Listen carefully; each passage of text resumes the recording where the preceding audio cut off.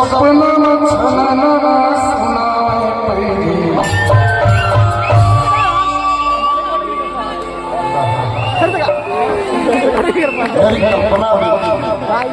हम तो सपने में भी खुश हो जाते हैं।